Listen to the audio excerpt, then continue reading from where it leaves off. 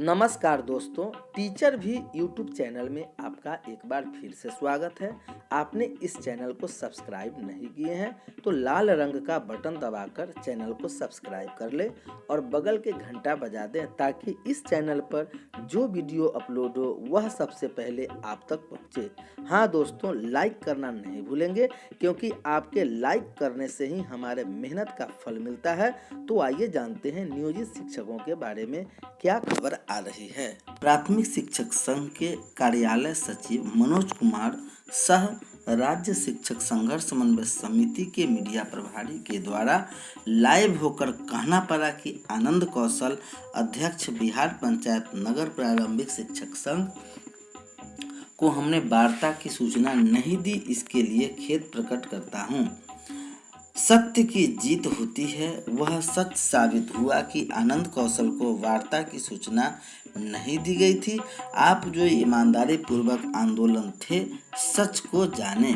हड़ताल अवधि के सामंजन और वेतन भुगतान के संबंध में अब तक पत्र जारी नहीं किए जाने का मुख्य कारण यह है कि पूर्व में शिक्षा विभाग के सबसे बड़े अधिकारी के द्वारा यह पत्र निर्गत किया गया था कि नो वर्क नो पे के सिद्धांत पर हड़ताल अवधि का वेतन भुगतान नहीं किया जाएगा।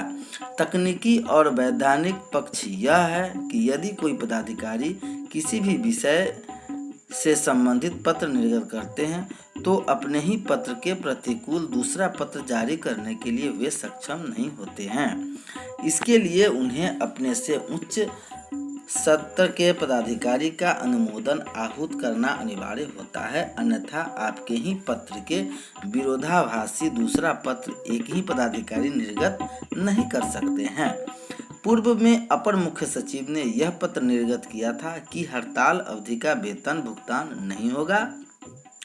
ऐसी स्थिति में अब हड़ताल अवधि के सामंजन और उनके भुगतान से संबंधित नया संशोधित पत्र जारी करने के पूर्व उन्होंने मुख्य सचिव या माननीय मुख्यमंत्री के स्तर से अनुमोदन प्राप्त करना होगा।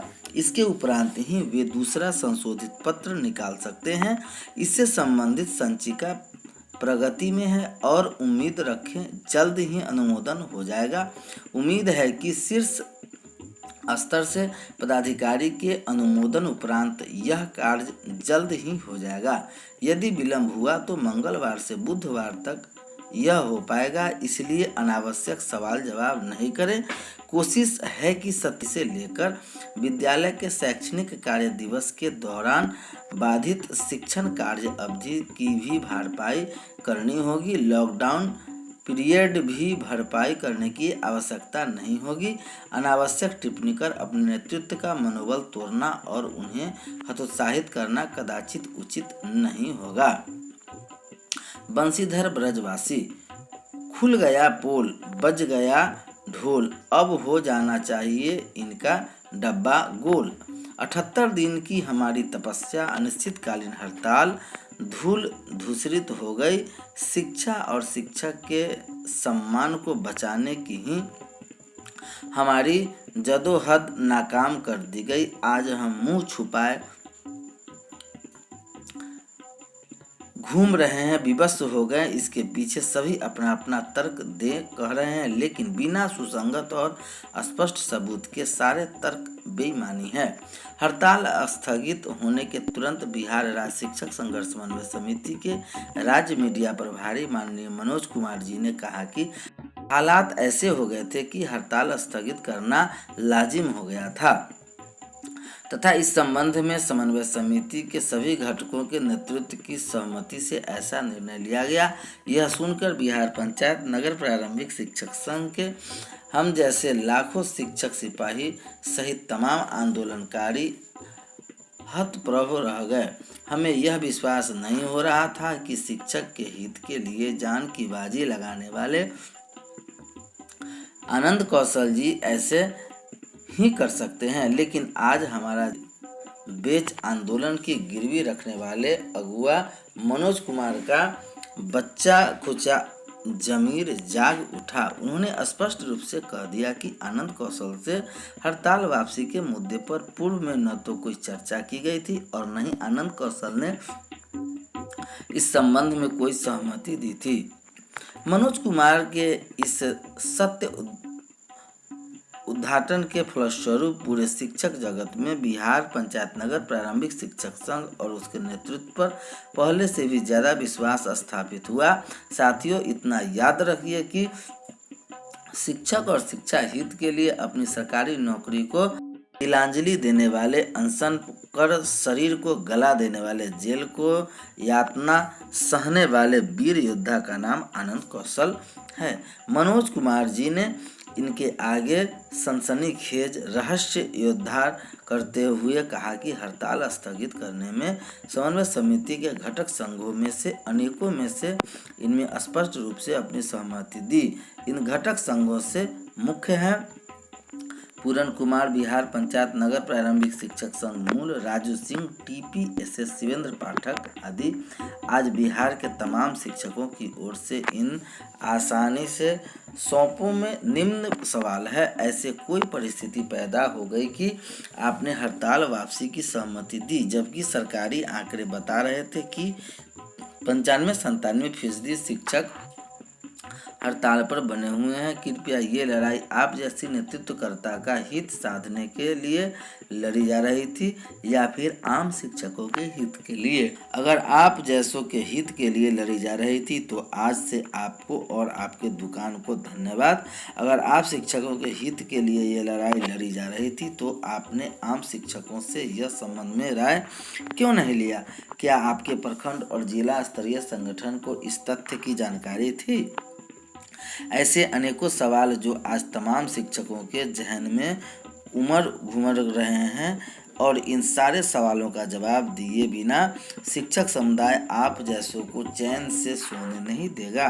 साथियों, यहाँ आपको एक बात और बता दूं कि वैश्विक महामारी कोरोना को लेकर उत्पन्न परिस्थिति से स्थिति सामान्य होने तक हड़ताल स्थगित करने के पक्ष में आनंद कौशल भी थे, लेकिन कुछ शर्त के साथ। ये शर्त था कि 75 शिक्षकों के शहादत को सरकार के द्वारा श्रद्धांजलि के रूप में 25 लाख रुपया मुआवजा एवं उनके आश्रितों को नौकरी, सारे गैर वित्तीय यथा सेवा शर्त, ऐच्छिक स्थानांतरण, EPF का लाभ, राजकर्मी का दर्जा, हड़ताल के दौरान बर्खास्तगी सहित सारे विभागीय कार्रवाई, वापसी का पत्र, हड़ताल तोड़ने से पूर्व निर्गत करना।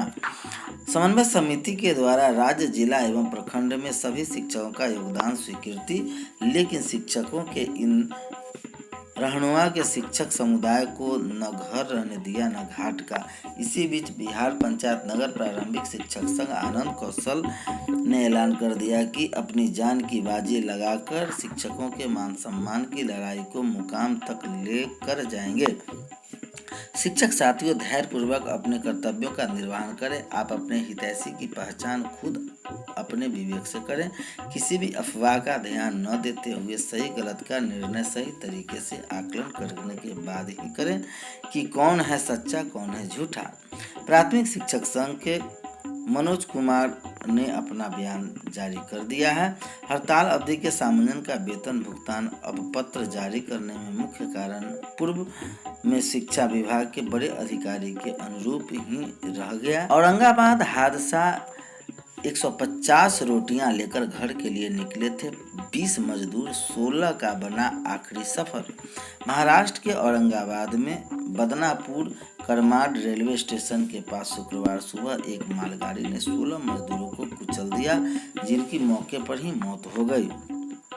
कोरोना वायरस का कहर और लॉकडाउन की आफत का सबसे ज़्यादा असर गरीब मजदूरों पर पड़ा है। लॉकडाउन की वजह से रोजगार ठप हो गया है तो लाखों की संख्या में मजदूर जहां थे वहां ही फंसे गए। ऐसे में जब खाना के लाले पड़े तो मजदूर पैदल ही अपने घर के लिए रवाना हो गए।